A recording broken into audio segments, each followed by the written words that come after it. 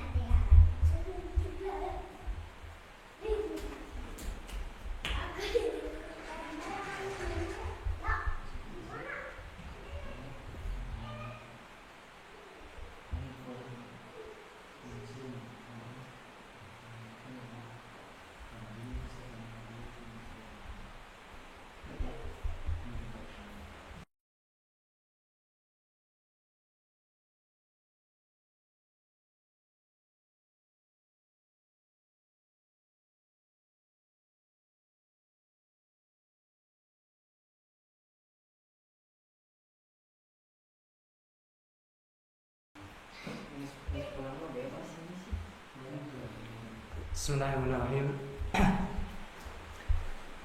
Assalamualaikum warahmatullahi wabarakatuh.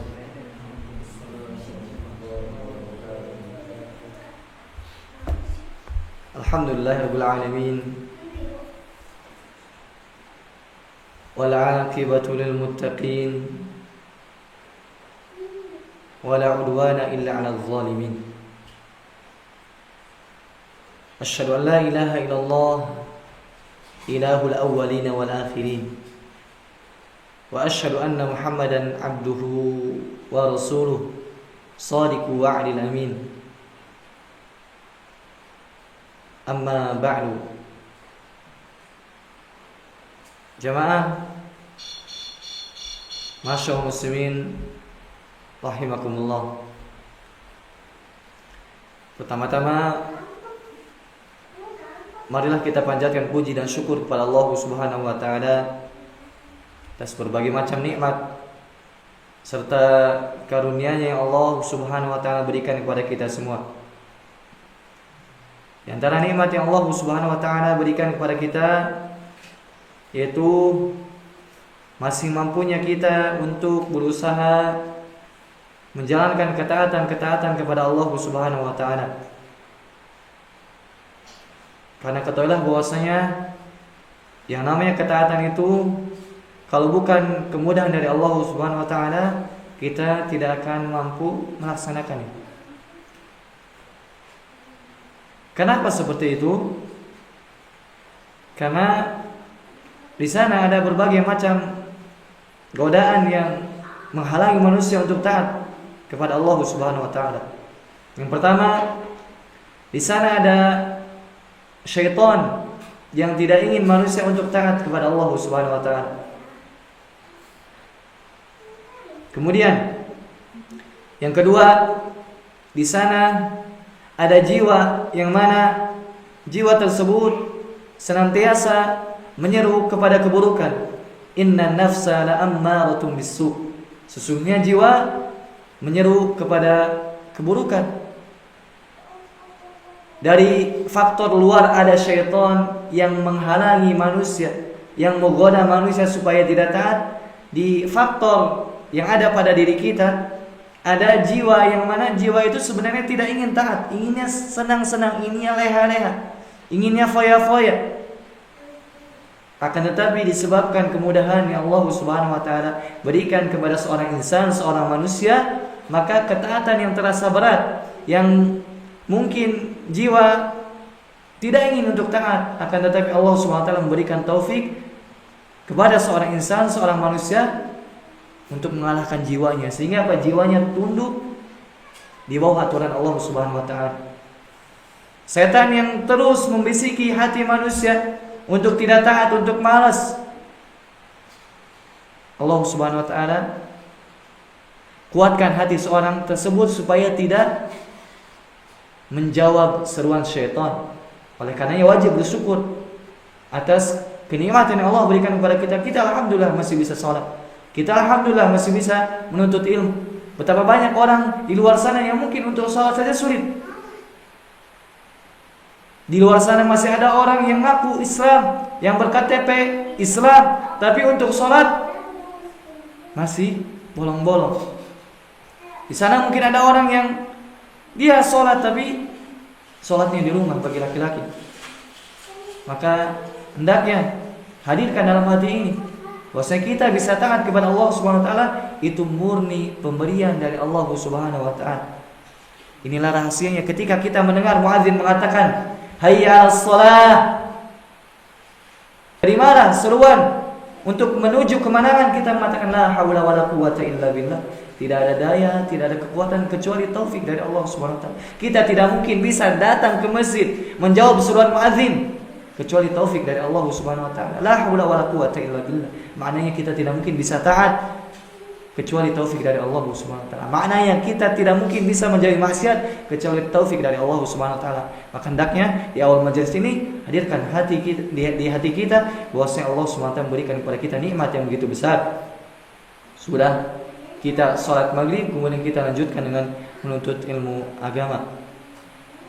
Terlebih lagi ketika seorang selesai sholat berjamaah, kemudian dia menunggu sholat selanjutnya, kata Nabi Muhammad SAW, seolah-olah apa dia mendapatkan pahala sholat. Mudah-mudahan kita setelah selesai maghrib, kemudian kita mengisi kajian, kemudian setelah itu kita lanjutkan dengan sholat isya, maka mudah-mudahan kita mendapatkan pahala sholat, ditambah pahala sholat, kemudian pahala menuntut Allahumma. Kemudian sholat dan salam kita aturkan kepada Nabi kita yang mulia, Rasul kita tercinta Nabi Muhammad sallallahu alaihi wasallam, kepada keluarganya, para sahabatnya, dan orang-orang yang mengikuti sunnahnya hingga hari kiamat kelak. Jemaah masyaallah muslimin rahimakumullah. Insyaallah pada malam hari ini kita akan melanjutkan pembahasan kitab Ad-Durus Al-Muhimmah Li'amatil Ummah. Pelajaran-pelajaran penting untuk seluruh umat. Yang mana kita dalam mengkaji kitab ini menggunakan syarah yang ditulis oleh Syekh Abdul Razak hafizallahu taala. Alhamdulillah pada malam hari ini kita masuk materi baru, yaitu tentang adab-adab Islamiyah. Berkata penulis Syekh Ibnu Baz rahimahullahu taala rahmatan wasi'ah, ad-darsu as-sadis asyara. Ad-darsu as-sadis asyara. Pelajaran yang ke-16. At-ta'addubu bil adabil islamiyah, yaitu beradab dengan adab-adab Islam. Wa minha, di antara adab tersebut adalah as-salam, mengucapkan salam. Wal basyashah, dan bermuka manis, tersenyum ria. Wal aklu bil yamini wasyurbu biha, dan makan dengan tangan kanan, begitupun minum dengan tangan kanan. Wa tasmiyatu 'indal ibtida' wal hamdu 'indal farad, dan mengucapkan bismillah ketika hendak makan, ketika hendak minum, begitupun setelah makan dan minum mengucapkan alhamdulillah. Walhamdu ba'dal utas, dan memuji Allah Subhanahu wa taala, mengucapkan alhamdulillah setelah bersin. Wa tashmitul atis idza hamidallah, dan bertasmiyah, yaitu mengucapkan yarhamukullah atau yarhamakumullah ketika seorang bersin kemudian memuji Allah Subhanahu wa taala. Wa iyadatul marid, begitupun di antara adab Islamiyah adalah mengunjungi orang yang sakit. Wa ittiba'ul janaiz, mengiringi jenazah lis salati wa dafni, melakukan salat jenazah sekaligus menghadiri penguburannya. Wal adabu syar'iyyatu 'inda dukhulil masjid awil manzil wal khuruji minhuma, begitupun di antara adab syar'i yaitu ketika masuk masjid, ketika masuk rumah berdoa, begitupun ketika keluar rumah dan keluar masjid. Wa 'inda safar, begitupun ketika safar. Wa ma'al walidain wal aqarib, wal jiran. Begitupun di antara adab Islamiyah adalah berbuat baik kepada orang tua, berbuat baik kepada karib kerabat dan para tetangga. Wal kibari was sigar. Begitupun beradab dengan adab baik kepada orang yang lebih tua dan orang yang lebih muda. Wa tahniati bil maulud. Mengucapkan selamat kepada orang yang baru melahirkan. Wa tabriki biz zawaj. Begitupun mendoakan keberkahan untuk orang yang baru menikah. Wa ta'ziyati fil musab. Begitupun berbelasungkawa ketika orang mendapatkan musibah. Wa ghairi dzalika minal adabil islamiyah fil labsi wal khal'i wal inti'al. Begitupun selainnya dari adab-adab Islamiyah seperti memakai pakaian, melepaskannya dan memakai sendal. Jamaah masyaallah muslimin rahimakumullah. Dari apa yang dibacakan berupa adab-adab yang begitu indah, begitu agung, ini menunjukkan kesempurnaan agama Islam. Bagaimana Islam itu mengatur hubungan seorang hamba dengan hamba yang lain. Islam itu tidak hanya mengatur hubungan seorang hamba dengan Rabb-nya, akan tapi di antara kesempurnaan Islam, Islam datang mengatur seluruh aspek kehidupan. Bahkan di antara kesempurnaan dan keindahan Islam, yaitu tidaklah Islam datang kecuali memerintahkan yang baik. Ad-dinu ja'a li maslahatil bashar. Agama itu datang untuk maslahat manusia. Ketika agama memerintahkan, pasti ada maslahat. Ketika ada manfaat di situ, pasti syariat Islam memerintahkannya. Yang sebaliknya ketika di sana ada mudarat, baik mudarat yang berkaitan dengan ukhrawi, masalah agama, masalah akhirat, begitupun mudarat yang berkaitan dengan dunia, pasti Islam datang melarang. Karena tidaklah Islam disyariatkan kecuali datang untuk kesempurnaan, rahmatan lil alamin, untuk memberikan rahmat kepada seluruh alam. Lihat dari mulai hubungan seorang hamba dengan orang lain, mengucapkan salam, tersenyum, kemudian bagaimana adab makan, kemudian ketika orang lain sakit dikunjungi dan lain sebagainya yang telah kita bacakan. Ini menunjukkan kesempurnaan Islam. Islam itu mengatur dari hal terbesar tauhid, bagaimana seorang beribadah hanya kepada Allah Subhanahu wa taala. Begitupun Islam mengatur hal yang mungkin dianggap hina, dianggap rendah, yaitu tentang buang hajat dan lain sebagainya. Islam datang mensyariatkan hal-hal yang baik. Ini menunjukkan bahwasanya agama Islam adalah datang dari Allah Subhanahu wa taala. Tidak ada agama yang seperti Islam mengatur seluruh aspek kehidupan. Bahkan seandainya kita misalkan baca sejarah dari 1400 tahun kurang lebih yang lalu sampai sekarang, Islam itu relevan. Tidak ada yang namanya misalkan tidak cocok dengan zaman ini atau tidak cocok dengan tempat ini. Tidak. Islam itu pasti cocok untuk setiap zaman dan setiap tempat. Pasti dimanapun negerinya, dimanapun tempatnya, kapanpun waktunya, pasti Islam datang dengan keuniversalannya, menyeluruh, cocok. Tidak ada di sana bersinggungan antara yang Islam syariatkan dengan maslahat yang ada, yang didapatkan oleh manusia. Dari jamaah masyaallah muslimin rahimakumullah, kita baca penjelasan dari Syekh Abdul Razzaq hafizallahu taala.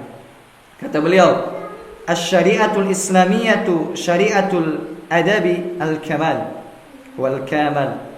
Kata beliau hafizallahu taala, syariat Islam adalah syariat adab yang sempurna. Ja'at bi akmalil adabi fi kulli ta'amulatil mar. Islam datang dengan adab yang sempurna di setiap muamalah seorang manusia. Jadi yang namanya Islam itu agama adab, bahkan puncak adab telah diajarkan oleh Islam. Karena pernah kita singgung bahwasanya yang namanya adab itu tidak terbatas pada sesama manusia. Adab kita kepada Allah, adab kita kepada Rasul, adab kita kepada para sahabat, adab kita kepada sesama kaum muslimin, adab kita kepada orang tua, adab kita kepada istri kita. Banyak, cakupannya luas.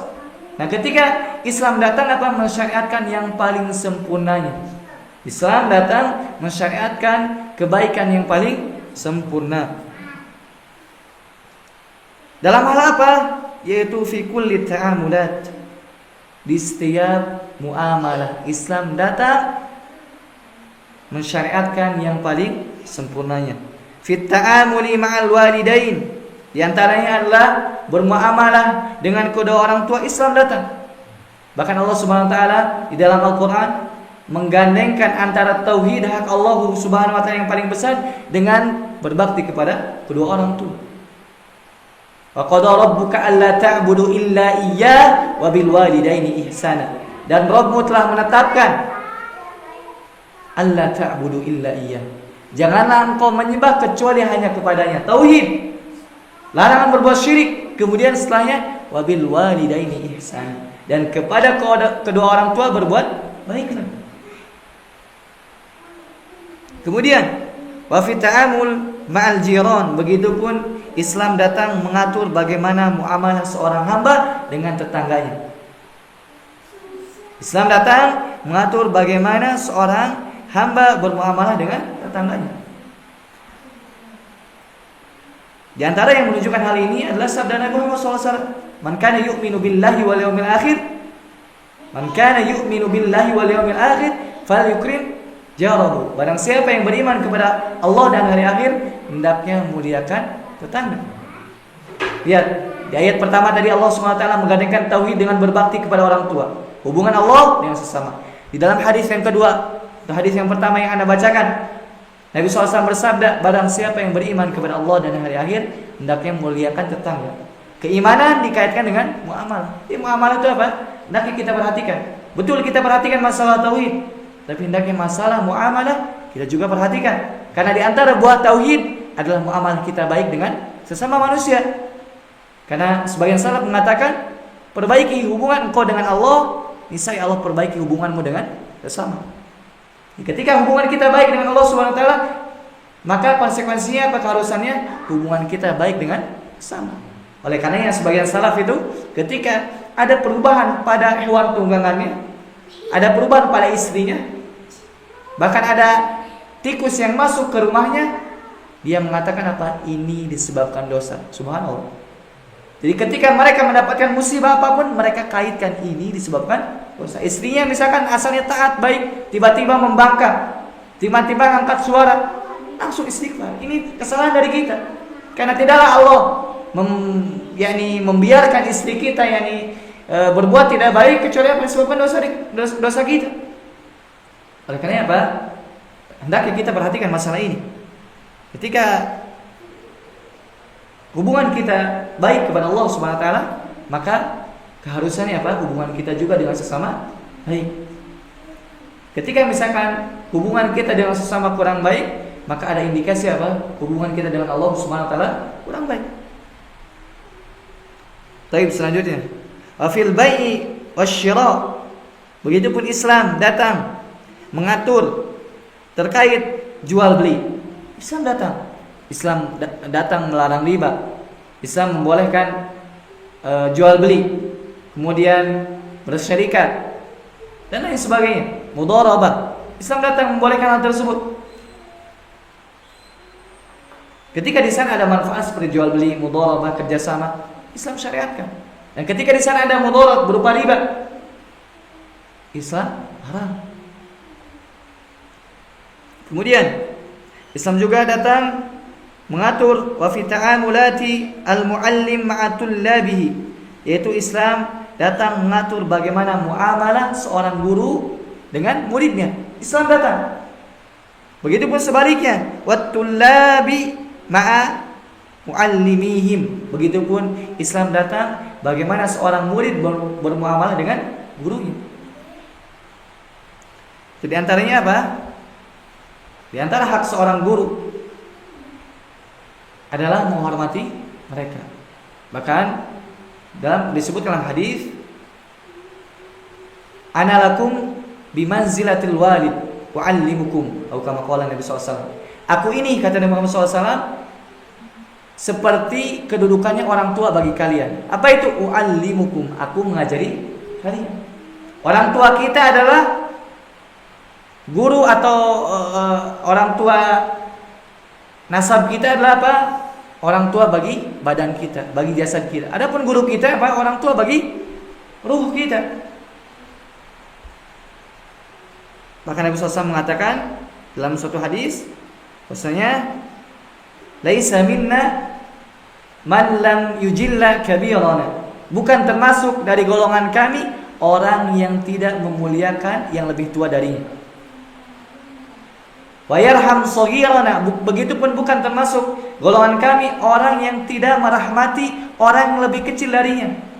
Wa lam ya'rif li'alimina haqqah. Begitupun bukan termasuk golongan kami orang yang tidak tahu hak seorang yang berilmu. Jadi sana apa? Memang Islam datang mensyariatkan hal tersebut, yakni bagaimana seorang guru bermuamalah dengan muridnya, begitupun murid bagaimana bermuamalah dengan gurunya. Wa fil khuruj wad dukhul, begitupun bagaimana seorang insan ketika masuk rumah dan keluar rumah sudah diatur oleh Islam, agama yang sempurna ini. Begitupun wa rukubid dabah was safar, begitupun Islam telah mengatur bagaimana seorang ketika dia itu mengendarai kendaraan, diatur oleh Islam. Ketika naik kendaraan baca doa, Subhanalladzi sakhkhara lana hadza wa ma kunna lahu muqrinin wa inna ila rabbina lamunqalibun, diatur oleh Islam. Subhanallah. Seandainya kita misalkan pelajari tentang Islam sempurna, mau masuk WC berdoa, keluar WC berdoa, keluar rumah berdoa, masuk rumah berdoa, naik kendaraan berdoa, ketika nemu tanjakan berdoa, ketika nemu pudunan berdoa, lain sebagainya. Komplit Islam itu. Dan ini juga kita bisa mengapaida bahwasanya ketika Islam sempurna tidak butuh yang namanya penambahan, tidak butuh yang namanya pengurangan. Orang-orang yang menambah agama, seandainya mereka mempelajari agama Islam kemudian praktekkan apa yang telah diajarkan oleh Islam, maka apa? Mereka tidak akan sanggup melakukannya dari awal bangun tidur sampai tidur kembali. Seandainya kita mau mempraktekkan agama Islam dengan sebenar-benarnya, kita tidak akan mampu. Kenapa? Banyak sekali. Lalu kenapa mau tambah-tambah? Cukupkan dengan apa yang Allah SWT syariatkan, cukupkan dengan apa yang dicontohkan oleh Nabi Muhammad SAW. Karena tidaklah Nabi Muhammad SAW diutus kecuali apa? Kecuali membawa syariat dari Rabbul Alamin. Ini buktinya, syariat Islam datang dengan sempurna. Rasul telah menyampaikan. Bahkan Imam Malik pernah mengatakan, barang siapa yang mengatakan ada bid'ah hasanah, maka faqad zamana ar-rasul qad khana risalah kama qala. Dia telah menuduh bahwasanya Rasul telah mengkhianati risalah. Kenapa? Karena yang namanya agama telah Allah sempurnakan. Ketika misalkan ada seorang yang mengatakan ada bid'ah hasanah, berarti otomatis apa, dalam tanda kutip Rasul belum menyampaikan ajaran ini, sehingga apa, dia berinovasi untuk menyampaikan atau untuk mengadakan ajaran baru. Lihat bagaimana sesuatu yang hendaknya kita perhatikan. Agama Islam telah sempurna. Kita cukupkan dengan apa-apa yang telah diajarkan oleh Rasul SAW. Tidak ada yang nama sesuatu yang baik kecuali Rasul telah mengajarkan. Ketika memang di sana ada ibadah yang dianggap ibadah oleh orang pada zaman ini, tapi Rasul tidak mengajarkan, itu bukan ibadah. Itu kaidah yang besar dalam agama. Lau kana khairan la sabaquna ilaih. Seandainya sesuatu itu baik, para sahabat Rasul dan para sahabatnya telah mendahului kita dalam melakukan amalan tersebut. Ittabi'u wa la tabtadi'u. Ittibalah saja, ikutilah saja Rasul, jangan berbuat bid'ah, jangan melakukan sesuatu yang tidak dicontohkan oleh Rasul sallallahu alaihi wasallam. Kemudian wa fi dukhulil masjid wal khuruji minhu, begitupun Islam telah mengatur bagaimana seorang ketika masuk masjid dan keluar masjid. Wa fi jami'il ibadat, begitupun Islam telah mengatur adab-adab yang kaitannya dengan seluruh ibadah. Ka'adabis shalah, seperti adab salat, wal haji was siyami wa ghairi dzalika. Begitupun adab haji, adab saum, semuanya telah diajarkan oleh Islam. Kemudian kata pensyarah hafizallahu taala, wasy-syaikh rahimahullah asyara fi hadhihi al-mukhtasar ila jumlatin min hadhihi al-adab. Syekh Ibnu Baz rahimahullahu taala telah memberikan isyarat yang ringkas terkait adab-adab di atas. Di antaranya adalah wa minha as-salam, yaitu mengucapkan salam. Jemaah masing muslimin rahimakumullah, Nabi Muhammad SAW pernah ditanya oleh seorang, ayyul islami khair, Islam apa yang paling baik? Apa jawaban Nabi Muhammad SAW? Tut'imut ta'am wa taqra'us salam. Memberikan makan, kemudian wa taqra'us salam ala man arafta wa man lam ta'rif. Mengucapkan salam kepada orang yang engkau ketahui dan orang yang tidak engkau ketahui. Ini ajaran Islam. Bahkan kata Nabi SAW, ini termasuk Islam yang paling baik. Memberikan makan, kemudian mengucapkan salam. Kepada siapa? Kepada kaum muslimin. Baik yang kita ketahui ataupun tidak kita ketahui. Karena sebagian orang membacakan salam atau menyampaikan salam hanya kepada orang-orang yang dia kenal. Kepada orang yang tidak kenal, la salam wala kalam. Tidak ada ucapan salam, tidak ada pembicaraan. Ini bukan ajaran Islam. Ajaran Islam itu mengajarkan bagaimana ketika kita mengucapkan salam, kita berikan kepada orang yang kita kenal dan orang yang tidak kenal. Bahkan di antara tanda hari kiamat, kata Nabi Muhammad SAW, la taqumus sa'ah hatta la yusallim ar-rajulu illa ala man ya'rif. Tidak akan tegak hari kiamat sampai seorang itu mengucapkan salam hanya kepada orang yang dia kenal. Jadi seorang mengucapkan salam hanya kepada orang yang kenal di antara tanda-tanda hari kiamat. Oleh karena apa? Ucapkan salam. Ketika kita tahu dia seorang muslim, atau kita lihat ada tanda-tanda dia seorang muslim pakai peci misalkan, atau kita kebanyakan di negeri kita kaum muslimin, dan kita yakin misalkan, atau kita ghalabatul dzan, kita menyangka dengan prasangkaan kuat bahwasanya dia seorang muslim, ucapkan salam. Karena yang namanya salam ini doa. Seandainya kita misalkan perhatikan ucapan salam, Assalamualaikum warahmatullahi wabarakatuh, Assalamualaikum, keselamatan atasmu di dunia dan di akhirat tentunya, warahmatullah, dan rahmat Allah atasmu, wabarakatuh, dan keberkahan Allah atasmu. Salam, rahmat, keberkahan, subhanallah, ini 3 hal yang perlu kita dalam kehidupan dunia ini. Pertama, kita butuh yang namanya keselamatan, kita juga butuh yang namanya keberkahan. Assalamualaikum warahmatullahi, kita juga butuh yang namanya rahmat. Lalu kenapa tidak mau mengucapkan salam? Ucapkan salam. Kata Nabi Muhammad SAW, la tadkhulunal jannah hatta tu'minu. Kalian tidak akan masuk surga sampai kalian beriman. Jadi kata Nabi Muhammad SAW, kalian tidak akan mungkin masuk surga sampai kalian beriman. Syarat masuk surga, beriman. Kemudian kata Nabi Muhammad SAW, wala tu'minu hatta tahabu. Dan kalian tidak beriman sampai kalian saling mengasihi. Kita sesama kaum muslim hendaknya saling mengasihi. Bahkan disebutkan dalam hadis lain, al-muslimu lil muslim kal bunyan yashuddu ba'duhu ba'dan. Muslim yang satu dengan yang lainnya seperti bangunan, saling menguatkan satu sama lain. Bahkan di hadis lain disebutkan apa? Kal jasadil wahid. Muslim dengan muslim yang lain itu seperti jasad yang satu. Ketika salah satu bagian tubuh merasakan kesakitan, tubuh yang lain apa? Ikut merasakan kesakitan dengan begadang, tidak bisa tidur. Padahal yang sakit apa? Kaki misalkan. Tapi mata tidak bisa tidur. Kata Nabi Muhammad SAW, awala adullukum ala syai'in idza fa'altumuhu tahabbtum. Kata Nabi Muhammad SAW, maukah aku tunjukkan kepada suatu hal, jika kalian lakukan maka akan tumbuh rasa sayang di antara kalian. Apa itu? Absus salama bainakum, sebarkan salam di antara kalian. Sebarkan salam sebanyak-banyaknya. Ketika kita mendoakan mereka dengan keselamatan, kerahmatan, keberkahan, kita pun mendapat waalaikumsalam, begitupun atasmu, warahmatullah, rahmat Allah atasmu, wabarakatuh, begitupun keberkahan Allah subhanahu wa ta'ala. Kata beliau, penulis atau pensyarah hafizallahu ta'ala, wa kam fi ifsya'is salam bainal muslimina minal atharil azimah wal awadil hamidah al mubarakah fi dunyahum wa akhirahum.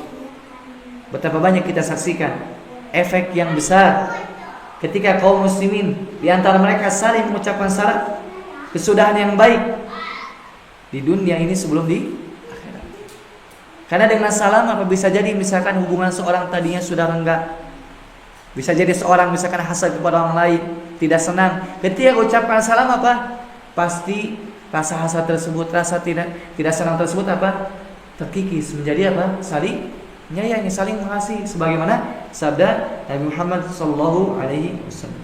Kemudian jamaah muslimin rahimakumullah, adab selanjutnya yang disampaikan oleh penulis rahimahullah adalah wal basyashah, yaitu senyum.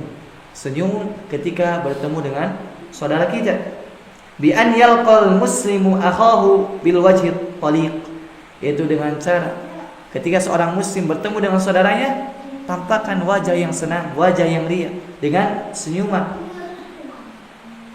Dan subhanallah, senyuman ini apa?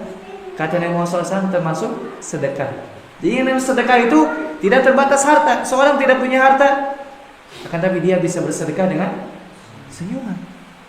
Tabassumuka li akhika shadaqah. Senyummu kepada saudaramu itu sedekah. Lalu kenapa kita masih malas untuk senyum kepada saudara kita?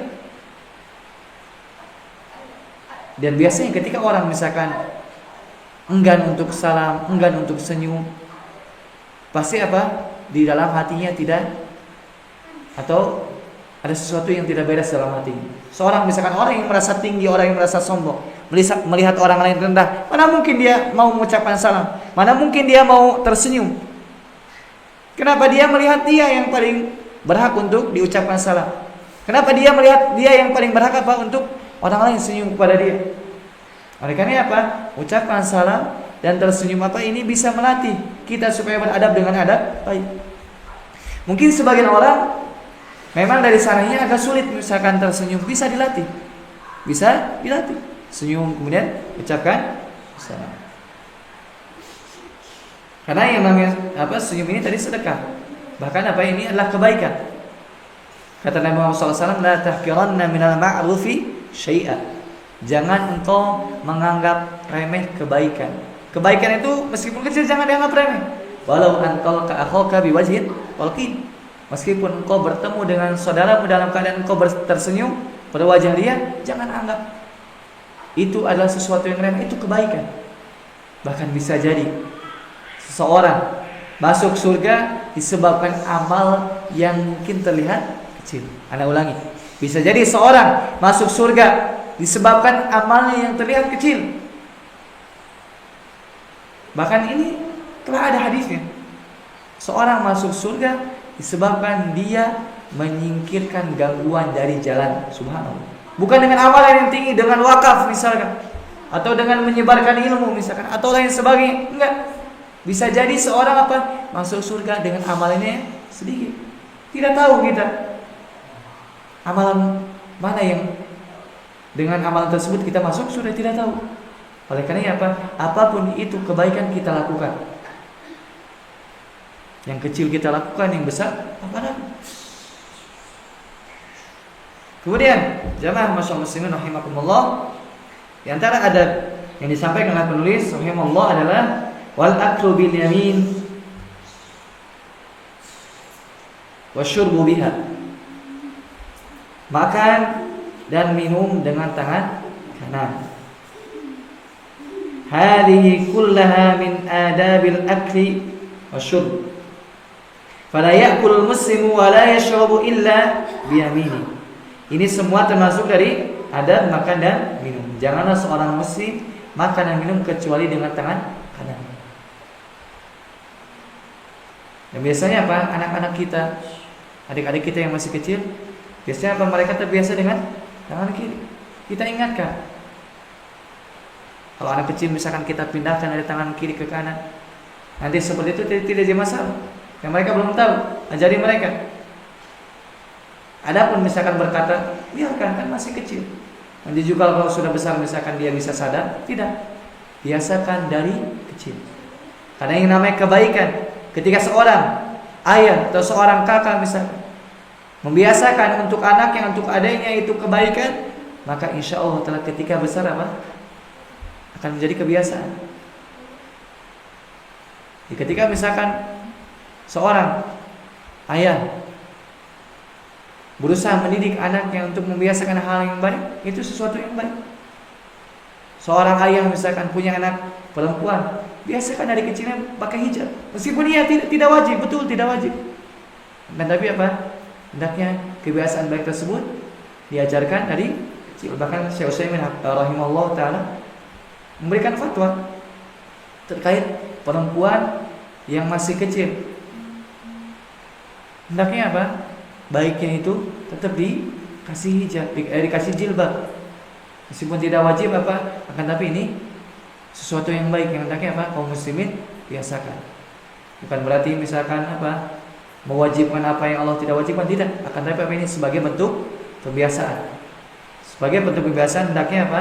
Anak-anak kita biasakan dari kecil. Meskipun ya belum wajib bagi mereka, tapi apa? Ketika seorang anak kecil tumbuh dengan kebaikan, maka insya Allah di kemudian hari ketika dia besar, dia akan tumbuh dengan kebaikan tersebut.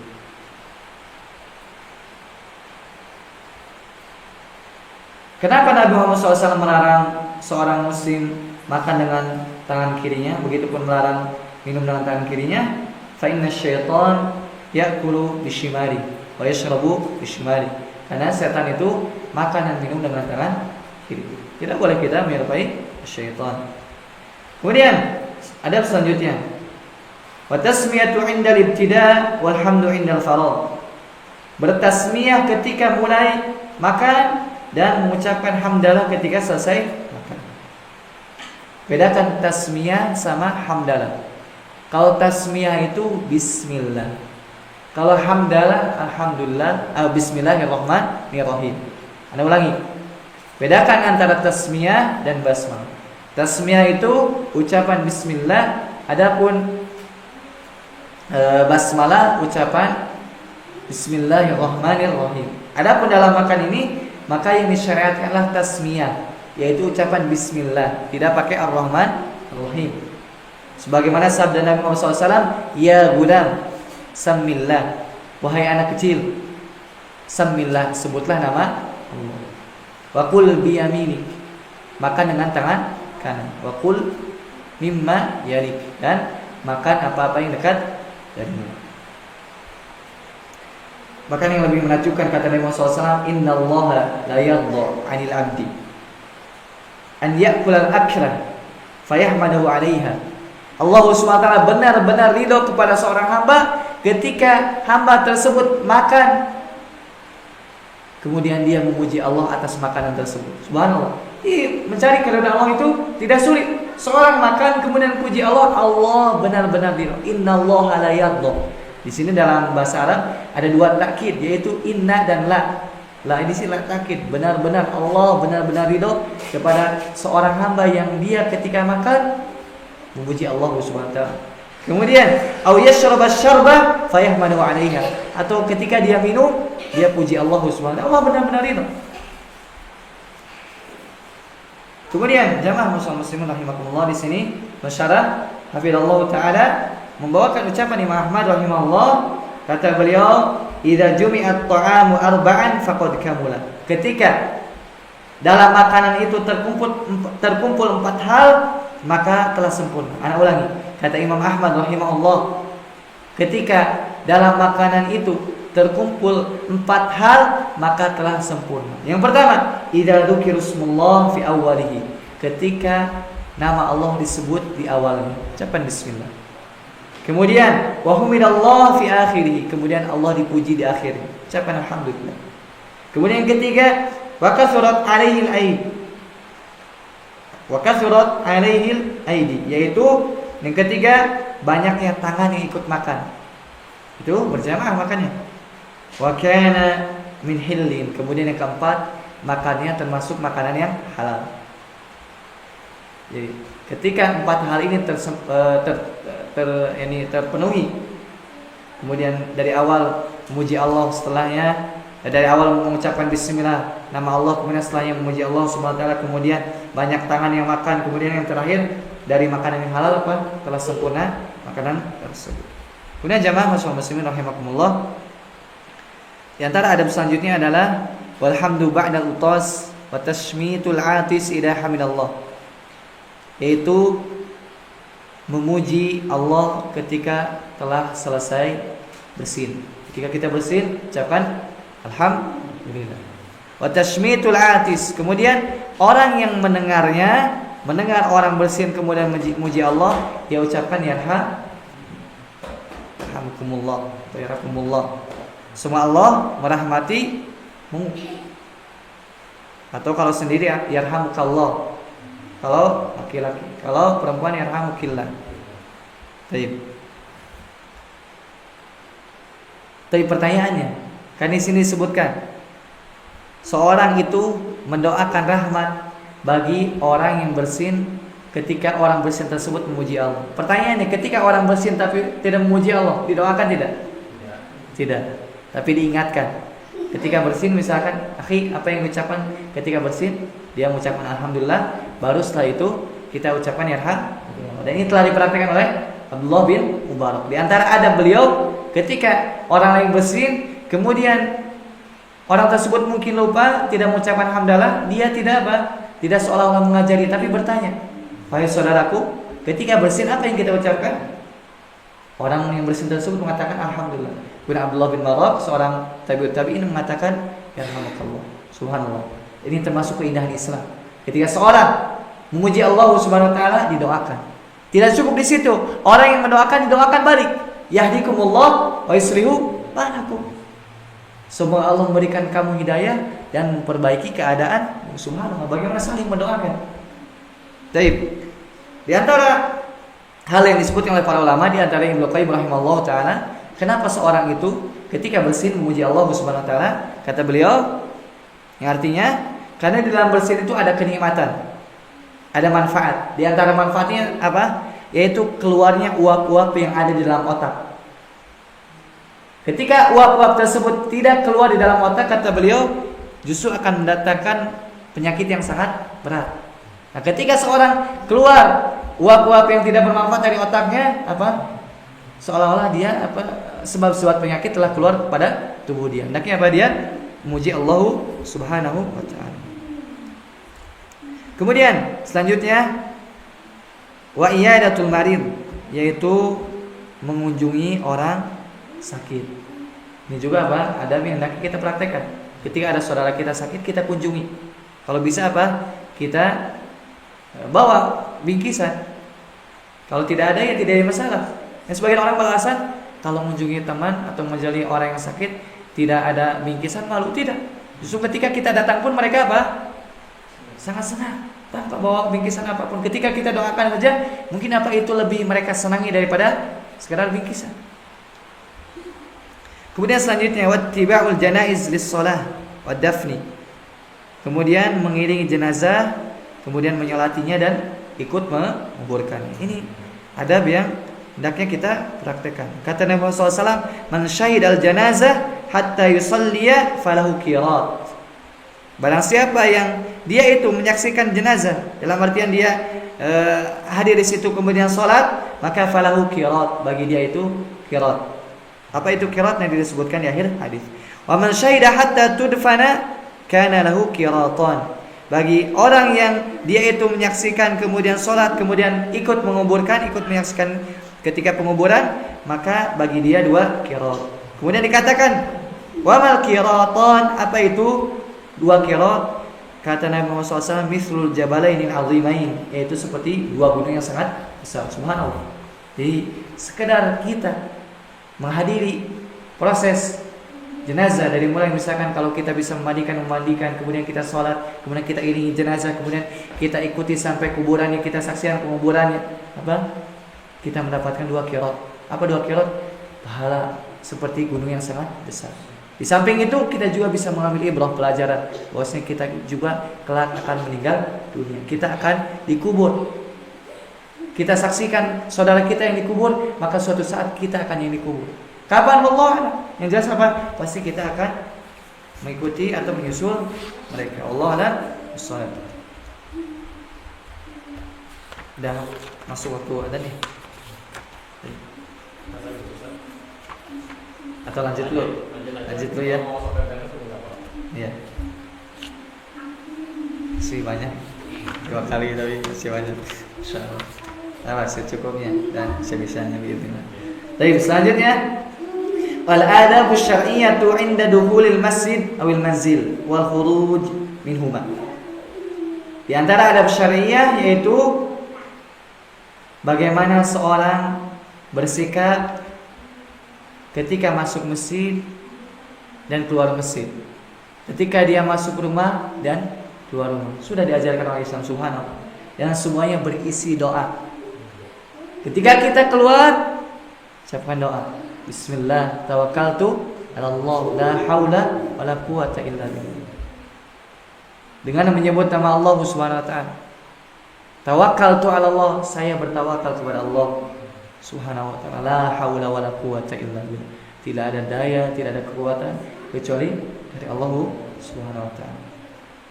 Bahkan ada doa lain yang hendaknya kita hafalkan. Ketika seorang keluar rumah, di antara doanya adalah Allahumma inni a'udzubika an adilla wa adalla. Ya Allah, aku berlindung kepadamu dari menyesatkan atau disesatkan. Jadi dua sisi. Jangan sampai ketika kita keluar menyesatkan orang, atau ketika kita keluar disesatkan orang. Dua-duanya jelek.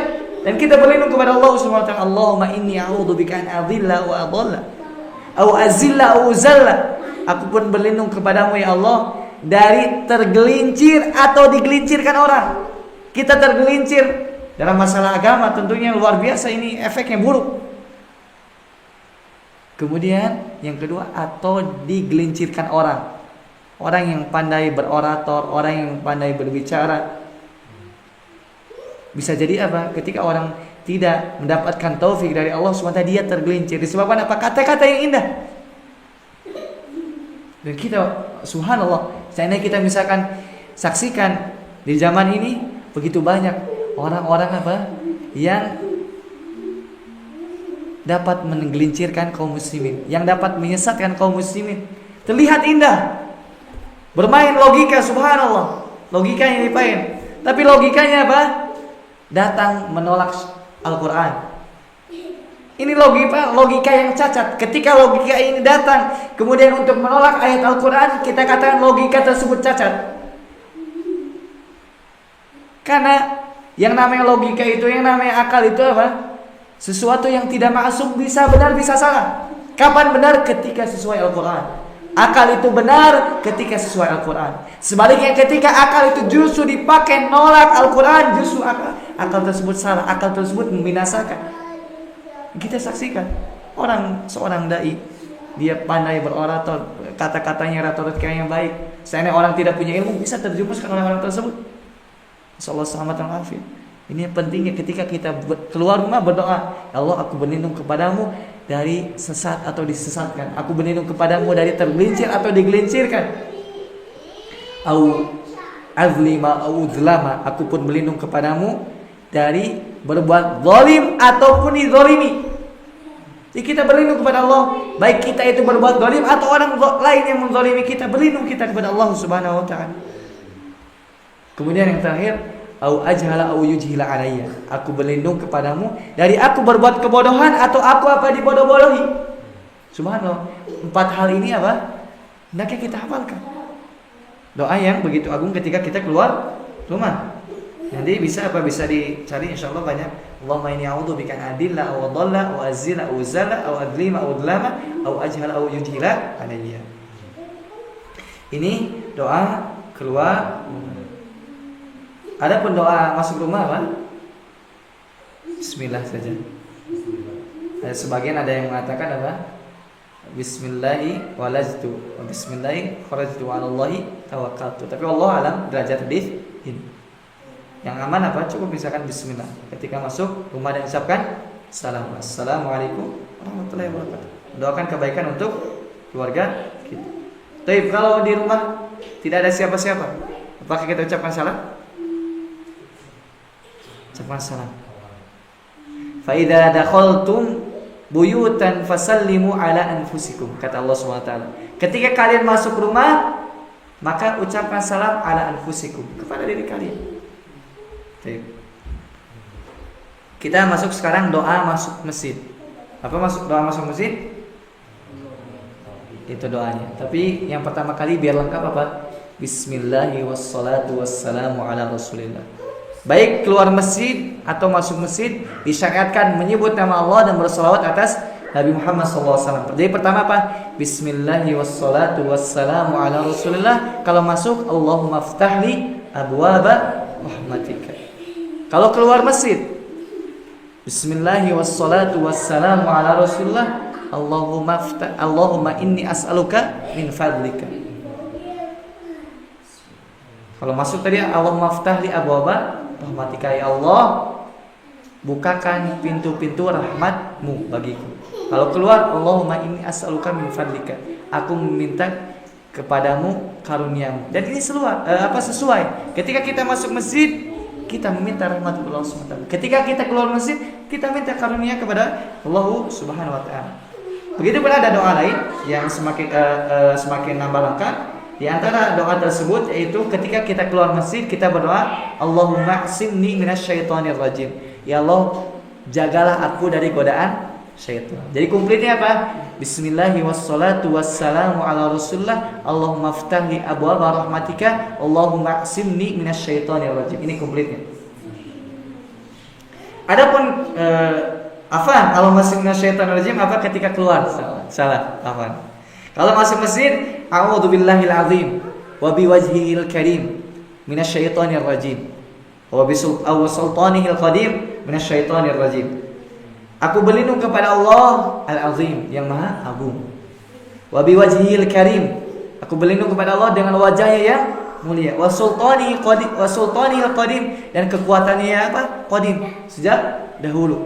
Minasyaitonir rajim, dari apa? Gangguan syaitan yang terkutuk. Anda ulangi. Ketika kita masuk masjid, masuk dengan kaki kanan, kemudian mengucapkan Bismillahi wassalatu wassalamu ala rasulillah. Allahumma ftahli abwaba rahmatika. Kemudian setelahnya a'udzubillahil azim wa biwajhihil karim wa sultanihil qadim minasyaitonir rajim. Kemudian ketika keluar masjid, kaki kiri yang pertama kita injakan, kemudian berdoa Bismillahi wassalatu wassalamu ala rasulillah. Allahumma inni as'aluka min fadlika. Allahumma asimni minasyaitonir rajim.